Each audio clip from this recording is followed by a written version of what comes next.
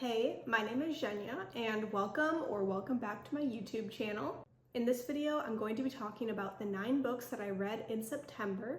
They averaged out to be around 4 stars. So overall, I had a really good reading month and I'm very excited to just talk about everything. I don't have a ton of physical books to hold up, but I will be putting pictures of the books on the screen whenever I don't have one. So with that being said, let's get into the reviews. The first book that I read was The Spare Man by Mary Robinette Kowal. This book follows Tesla Crane, who is a heiress and a brilliant inventor. The setting of this book is in an interplanetary spaceship, and it actually takes place during Tesla's honeymoon. However, there's a murder on the ship, and due to unforeseen circumstances, Tesla has to kind of push her honeymoon to the side to focus on the whodunit of the murder. I loved Tesla's personality. She was a little bit spunky, and I really jived with her sense of humor.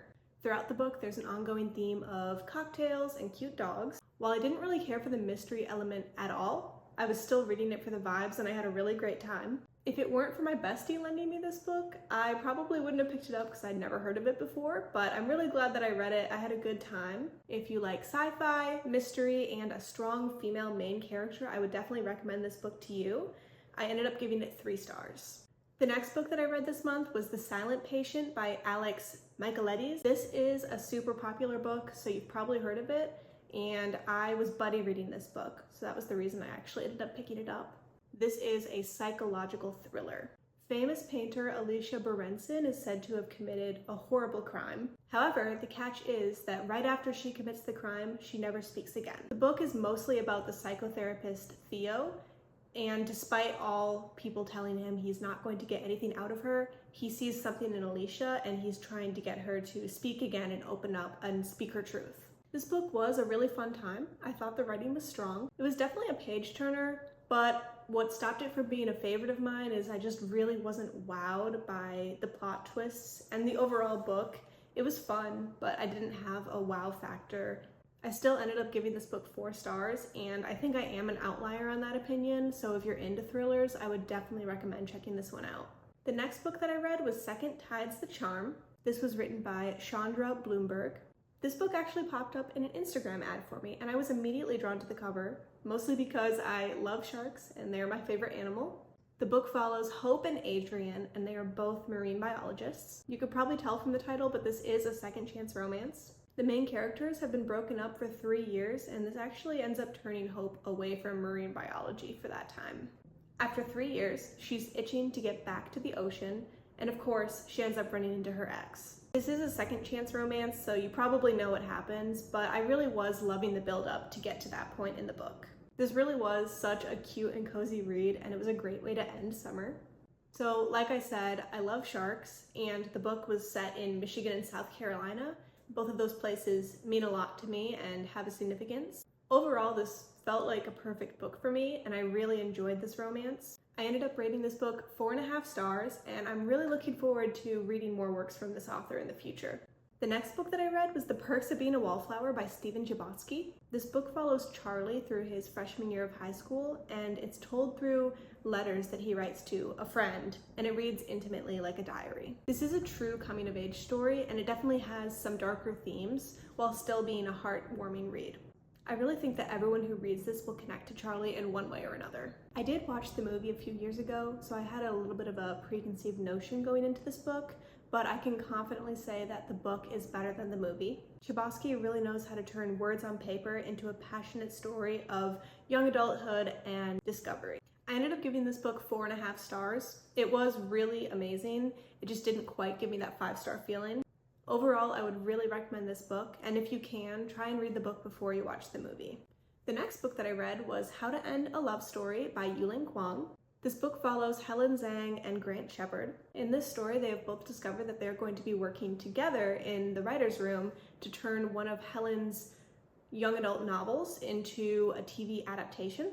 However, the twist is that Helen and Grant went to the same high school, and Helen happens to hold a serious grudge. I don't want to say what the grudge is in case you like going into books blind. I think that it's told on the first page, but I went in not really knowing that this was the case, and I was pleasantly surprised, so I'm not going to say it. I picked up this book because another booktuber, Amy, rated it 5 stars and was raving about it. After hearing about her description and rating of this book, I ended up immediately putting it on hold at the library. Sadly, I do have some mixed opinions about this book. First of all, I loved Kwong's writing style. I feel that she can construct beautiful sentences and really knows how to tell a story. However, I still had some trouble connecting to the main characters. Honestly, I think that the third-person narration kind of played into that. I have read other books with third-person narration, of course, but it just felt a little bit different in this story. I also was not convinced that the 2 main characters really wanted to be together, so I did find it a little hard to root for the romance. Personally, I wasn't a fan of the spice in this book. I don't necessarily mind spicy books, but I like it to be a little bit tasteful if there is going to be some, and this didn't really hit for me, although it might be some other people's jam. I gave this book 3.75 stars after quite a bit of thought. It was kind of close to a 3.5, but overall I did still have a good time reading this, and I really do recommend this book. Okay, finally, I have a physical book with me. This is How Infrastructure Works by Deb Chakra. This book offers a new way of thinking about the systems that shape our infrastructure.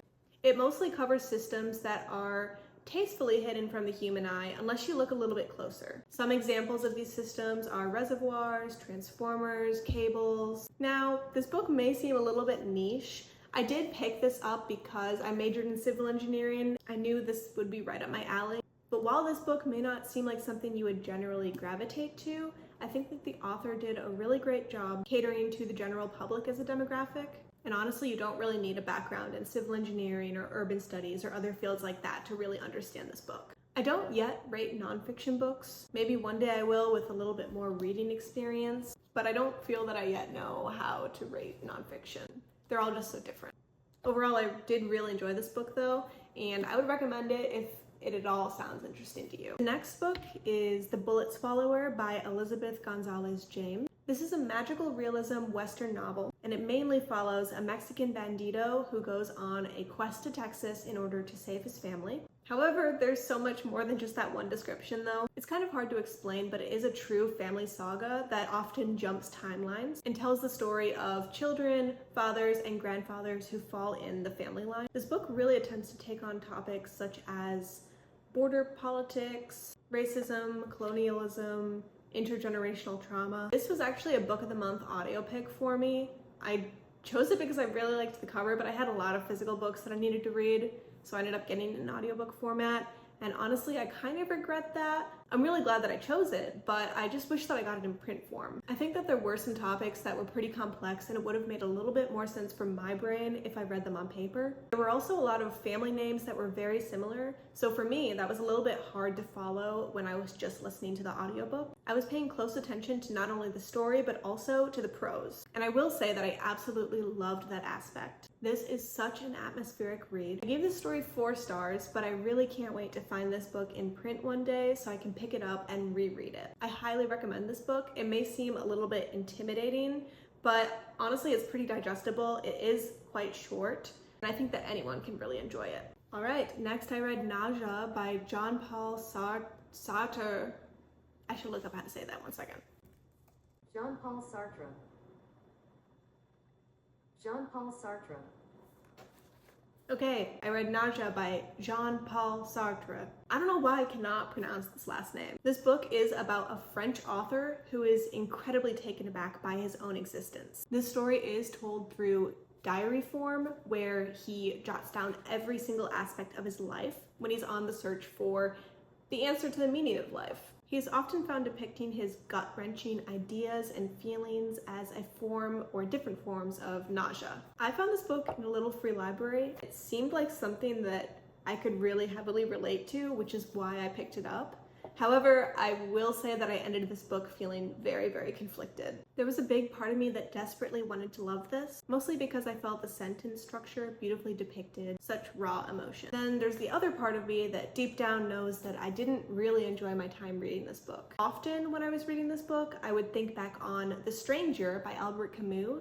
I recently finished that book in August. It was another book that I felt like I needed to like, but I just didn't really like it. Both books actually have a huge similarity, and that's that they're both painting a portrait on the meaning of human existence. However, they still kind of fall on opposite ends of the spectrum. The main character in Nausea, Antoine, feels very deeply and is on a constant search for proof that justifies the feelings he has in life. And he hopes to find an answer to the fact that there is a meaning to existence. While Meursault, the main character in The Stranger, remains emotionally detached from the world and in ways doesn't really care about the meaning of human existence. I will say that I think books on existentialism are not really my cup of tea right now, but who knows, that could change in the future. Reading this book made me realize that I actually don't know how to rate some books. I don't really know how much enjoyment plays a part in rating for me. I didn't love the reading experience of Nausea. However, I can definitely appreciate the value this book brings to the table. After a lot of thought, I did end up settling on 3.5 stars. And if this concept sounds interesting to you, I would really recommend picking this up. It's quite a short read. It's less than 300 pages. Wait a minute. No, it's less than 200 pages. To me, this felt like a 400-page book, but you might like it and it might go by faster. Finally, the last book is Harry Potter and the Prisoner of Azkaban. This was a reread for me, and it was my only 5-star read of the month. This was always my favorite book in the series, so it wasn't really a surprise to me that it came as 5 stars, and I'm not really going to delve too much into it because I could go on and on about this series, and I feel like there's so much on YouTube about it that I don't really need to add to that. Okay, so here's a little graphic to recap all of my ratings for the month of September. I'm really hoping to find a new favorite next month, and that actually brings me to the next part of this video. I'm going to try and very, very quickly run through the books that I want to read in October. There are quite a lot here, so it may bleed a little bit into November, and I guess you could call this sort of a fall TBR, but I really want to get majority of these read in October. Okay, the first book is The Love Elixir of Alexa Stern. This is by Linda Cohen Loigman. I picked this up on Book of the Month. And I chose it honestly because I loved the cover so much. I thought it was very beautiful, and it was a literary fiction, and I've really been craving that lately. I meant to read this in September, but I didn't really get to it, so this is probably going to be the first book on my radar in October.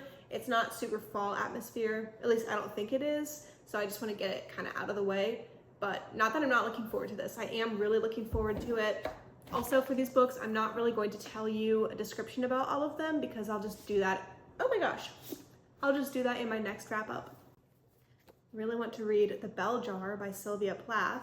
I have had this on my radar for a very long time. I've had it on my physical TBR, and I keep meaning to pick it up, but I feel like October is a really good time to read this. The next book is Crime and Punishment by Fyodor Dostoevsky. I think I pronounced that right.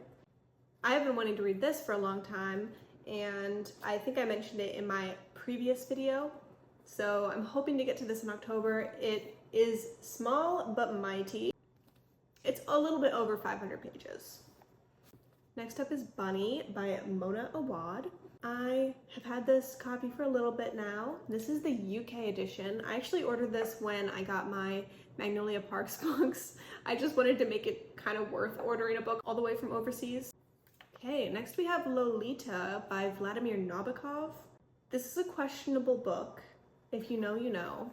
But I've been really into classics lately, and I tried to read this, I want to say 2 years ago, maybe 2.5 years ago, I'm not sure. I picked this up before I was really back into reading. I tried to read it and I had a very challenging time, so I think it would be fun to try it out again. And I think that this could be a good vibe for October because it's creepy and weird and probably going to be a little disconcerting. Okay, next is Tales of the Weird, an Uncanny Introduction. This is by multiple authors, and it's a very tiny book. I do not know anything about this, but I found this at my local bookstore for $8. And it kind of sounded interesting. I was going through like an uncanny valley, not a phase, but I was very intrigued. So I saw an uncanny introduction and I wanted to pick it up. Next, we have Once Upon a Broken Heart. I've had this on my TBR for so long, and I think that this would be the perfect time to get into the series. I have a lot of books on my radar, but this probably should go to the forefront because I've had it for so long. And I really would like to dive into fantasy a little bit more. And then speaking of fantasy, I have a book that's been really intimidating for me to pick up because there's just so much hype around it, and that is Six of Crows by Leigh Bardugo. I got this book in a little free library. Otherwise, I don't even think I would have ever taken the plunge to purchase it. I just feel like it's so widely loved that I am kind of scared that I'm not going to like it.